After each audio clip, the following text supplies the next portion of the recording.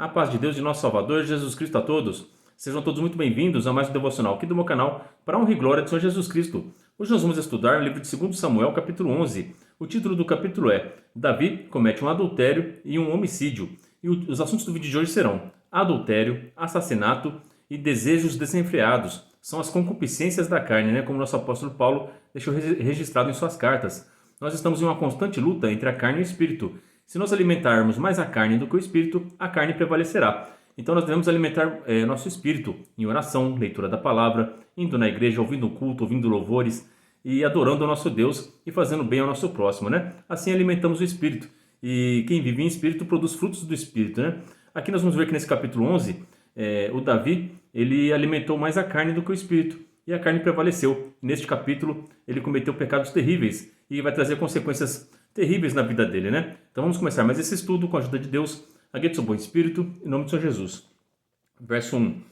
E aconteceu que, tendo decorrido um ano, no tempo em que os reis saem, enviou Davi a Joabe e a seus servos com ele e a todo Israel, para que destruíssem os filhos de Amon e cercassem a Rabá. Porém Davi ficou em Jerusalém. Nós vimos no capítulo anterior que o filho de Amon, o rei, ele atacou a nação de Israel, atacou Davi e Israel venceu. E o rei Davi foi vencedor. E eles fugiram para a sua cidade, Agora é o Davi que vai atacar a cidade dos Amonitas para concluir a guerra, Santo Jesus Cristo. E aconteceu à hora da tarde que Davi se levantou do seu leito e andava passeando no terraço da casa real. E viu no terraço a uma mulher que se estava lavando, e era esta mulher muito formosa à vista. Então aqui começa o perigo, O rei Davi sempre foi um homem de guerra, ele sempre estava junto nas batalhas, Mas a partir do momento que ele assumiu o cargo de rei, perdão, nesta batalha, ele não foi junto e ficou em sua casa, no seu castelo, no seu palácio, E a cabeça vazia é a oficina do diabo, Então a gente tem que estar sempre mantendo a nossa cabeça em algum ofício, no seu serviço, na sua família. Aqui na palavra de Deus a gente vê poucos momentos de Davi com a sua família. E ele tinha muitos deveres como pai de família, porque ele tinha várias esposas, tinha muitos filhos, e ele foi muito irresponsável nessa parte familiar, A gente vai ver que capítulos mais para frente, até os seus próprios filhos vão tentar matar ele, Santo é Deus. Então ele deixou muito a desejar como pai e como marido. Então o homem, pela palavra de Deus, como nosso Senhor Jesus Cristo nos ensinou, ele deve deixar a casa dos seus pais e casar com a sua mulher e viver com a sua esposa, se dedicar a tua vida à sua esposa e aos seus filhos, Essa é a missão do homem na parte familiar. E o Davi, ele não exerceu essa função. Ele tinha várias mulheres e a carne dele estava satisfeita e estava andando pelo palácio. Então ele tinha tudo. Ele tinha dinheiro, ele tinha o maior cargo da época, que era ser rei, e tinha muitas mulheres, nada lhe faltava. E quando a gente está farto de coisas materiais, a tendência é a nossa parte espiritual ficar mais fraca, tá certo? Então aqui ele estava vulnerável ao pecado, porque ele estava com a mente sem se preocupar com as coisas de Deus, sem se preocupar com a sua família e sem se preocupar com a sua função de guerra, de estrategista. Ele confiou tudo ao Joabe batalhar, E aí abriu brecha para o inimigo, e aqui vai entrar o adultério, o desejo de adulterar. Ele vai ver a Betseba tomando banho e sentiu aquele desejo desenfreado de ter aquela mulher para ele, Verso 3. E enviou Davi e perguntou para aquela mulher, e disseram, porventura, não é esta Betseba, filha de Eliã, mulher de Urias, o Heteu? Então ele mandou saber sobre informações sobre ela e descobriu que ela era casada. Mas isso não o impediu de continuar com seus planos. Ele queria ter essa mulher para ele, mesmo que a qualquer custo. Então ela já tinha um marido, já era para ele ter parado por aí, Ele conhece os mandamentos de Deus, ele não é um homem qualquer. O Davi, ele era um homem muito conhecedor da palavra de Deus. Tanto que ele escreveu salmos lindos e deixou muito registrado todo o conhecimento que ele tinha da palavra de Deus, Mas aqui o desejo falou mais forte, Aqui, verso 4. Então enviou Davi mensageiros e a mandou trazer. E entrando ela a ele, se deitou com ela. E já ela se tinha purificado da sua imundície, então voltou ela para sua casa. E a mulher concebeu e enviou e fê-lo saber a Davi e disse, pejada estou. Então ele cometeu adultério com ela ele tinha toda a autoridade, ele era o rei, então ela não podia negar o seu pedido, né? Os soldados foram lá, a buscaram e ele se deitou, porque toda a autoridade estava na mão dele, né? Tem um ditado que se fala assim, né? Quer conhecer uma pessoa? Dê poder a ele, né? O Davi ele tinha todo o poder, ele tinha toda a autoridade, ele podia ter qualquer mulher. Então, quando esse poder subiu para a cabeça dele, então, em vez dele ser fiel às suas esposas, que ele já tinha casado, já tinha várias esposas, ele não estava sozinho, ele não estava carente, não precisava de mais uma. Isso foi concupiscência, isso foi um desejo desenfreado, foi algo que saiu do normal, tá certo? E aí acontece o pecado, tá bom? E desse pecado gerou uma criança, concebeu uma criança, ela estava grávida do Davi, fruto de um adultério. Aqui na parte da lei que fala de não adulterar, né? E nem de cobiçar o que é do próximo. A partir do momento que ele sabia que ela era mulher de Urias, não era para ele cobiçar, porque ele sabia que essa mulher era dele, né?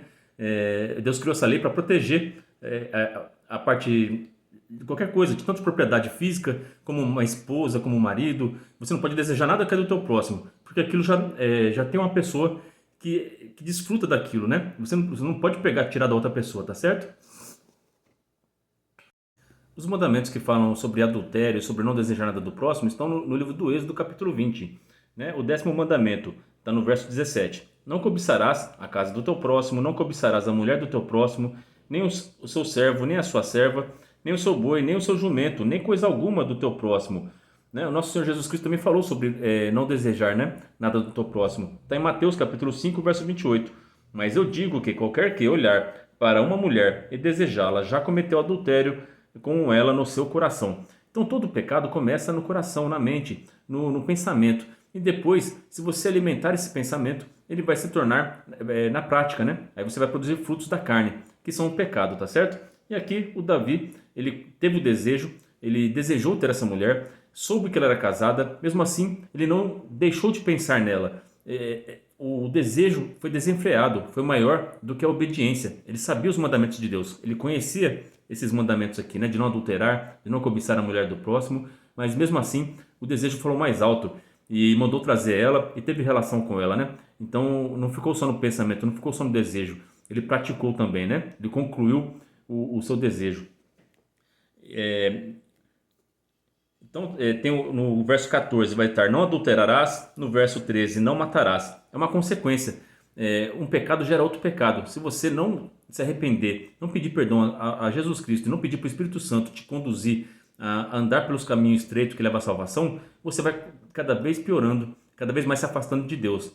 E foi o que aconteceu com Davi. Ele começou com um pensamento, depois ele adulterou e agora ele vai cometer um assassinato. Ele vai matar o marido da Betseba, né? Olha só, tudo começou com um desejo. Então os desejos, nós temos que tomar muito cuidado, pedir, orar sem cessar. O nosso Senhor Jesus Cristo nos ensinou, né? Orar e vigiar, para que a gente possa prevalecer sobre esses desejos maus que o inimigo sopra no nosso ouvido, tá bom? Aqui, verso 6. Então enviou Davi a Joabe, dizendo: envia-me Urias, o heteu. E Joabe enviou Urias a Davi. Vindo, pois, Urias a ele, perguntou Davi como ficava Joabe e como ficava o povo e como ia a guerra, né? Puxou conversa com Urias. Olha a frieza do Davi. Ele já estava tudo planejado de matar Urias. Olha a frieza que ele tem para ficar com a esposa do Urias. O homem, segundo o coração de Deus, ele deixou tudo que ele acreditava, deixou tudo por causa de um desejo. Então vamos tomar cuidado com o que você deseja, tá bom? Verso 8. Depois disse Davi a Urias: desce à tua casa e lava os teus pés. E saindo Urias da casa real, logo saiu atrás dele, a iguaria do rei. Porém Urias se deitou à porta da casa real, com todos os servos do seu senhor, e não desceu à sua casa. E o fizeram saber a Davi, dizendo: Urias não desceu à sua casa. Então disse Davi a Urias: não vens tu de uma jornada? Por que não desceste à tua casa? Olha a resposta que Urias vai dar ao Davi. Olha o homem de valor que é o Urias. Deus ama esse homem aqui. Ele ama todos, mas aqueles que são obedientes e mostram o compromisso com as coisas de Deus, Deus ama, Deus dá um valor muito grande para essas pessoas. E o Davi não deu importância para esse homem, mas o nosso Deus vai dar importância para ele. Vai ser uma perda muito grande para o nosso Deus. E nosso Deus vai chamar a atenção do Davi por causa disso aqui, tá? Verso 11. E disse Urias a Davi: A arca e Israel e Judá ficam em tendas, e Joabe, meu senhor, e os servos de meu senhor estão acampados no campo. E hei de eu entrar na minha casa para comer e beber, e para me deitar com minha mulher? Pela tua vida e pela vida da tua alma, não farei tal coisa. Olha só que homem fiel a Deus, fiel aos seus companheiros de guerra que estavam lá na batalha.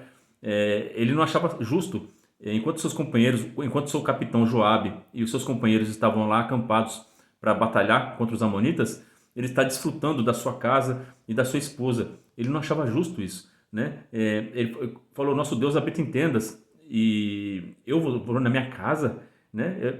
Quem sou eu? Santo Deus. Olha a fidelidade para com Davi e para com seu Deus e para com a sua equipe, com o seu exército, né? Então ele era um homem fiel, era um homem de princípios, um homem honrado, né? Santo Deus. E o Davi, escutando tudo isso, não houve arrependimento. Olha a frieza do Davi, mesmo ouvindo tudo isso, que aquele homem estava disposto a morrer por ele e por Israel e pelo seu Deus. Davi ainda planejava matá-lo. Misericórdia, Santo Deus. Que nós possamos orar muito para que a gente não chegue a essa situação, tá? De planejar o mal com essa frieza que o Davi planejou, tá bom? Verso 12. Então disse Davi a Urias: fica cá ainda hoje, e amanhã te despedirei. Urias ficou em Jerusalém aquele dia e o seguinte. E Davi o convidou, e comeu e bebeu diante dele, e o embebedou. E à tarde saiu a deitar-se na sua cama com os servos de seu senhor. Porém, não desceu à sua casa. Ficou firme no propósito dele. Davi tentou embebedar ele, para ver se ele alcoolizado, ele fraquejava, e ia lá para a casa dele, né? Para ver se, acho que para a consciência do Davi doer menos, né? Estava tipo fazendo uma despedida para esse homem, né? Para ele ir para casa dele, se deitar com a mulher dele, porque ele planejava matá-lo. Mas não, esse homem permanecia fiel ao seu propósito. E como os servos que vieram junto com ele estavam lá na casa de Davi, não foram para suas casas, ele falou: não sou melhor que eles, eu vou ficar aqui também. E isso deve ter doído, era para doer na consciência do Davi, né? Mas o Davi se mostrou frio e continuou com seus planos. E sucedeu que pela manhã Davi escreveu uma carta a Joabe e mandou-lhe por mão de Urias. E escreveu na carta dizendo: ponde a Urias misericórdia. Olha só, ele mandou a carta com a ordem de matar Urias. Ele entregou para o próprio Urias. Nossa, Urias foi com a carta para entregar para o Joabe.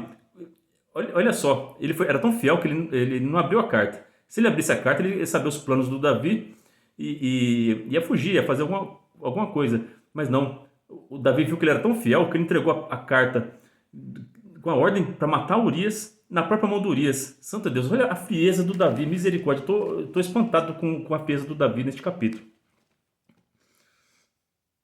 Verso 15. Escreveu na carta dizendo: ponde a Urias na frente da maior força da peleja e retirai-vos de detrás dela, para que seja ferido e morra. Santo Deus, misericórdia. Não parece o Davi dos Salmos, né? Esse daqui, né? Santo Deus. Tem hora que o inimigo toma conta da nossa vida. Tudo começa com um desejo. Então, vamos nos fortalecer. Vamos desejar coisas do Espírito, tá bom? Verso 16. E aconteceu, pois, que, tendo Joabe observado bem a cidade, pôs a Urias no lugar onde sabia que havia homens valentes. E saindo os homens da cidade e pelejando com Joabe, caíram alguns do povo e dos servos de Davi. E morreu também Urias, o heteu. Então enviou Joabe e fez saber a Davi todo o sucesso daquela peleja. E deu ordem ao mensageiro dizendo: acabando tu de contar ao rei todo o sucesso desta peleja, e sucedendo que o rei se encolerize e te diga: por que vos chegastes tão perto da cidade a pelejar? Não sabieis vós que haviam de atirar do muro?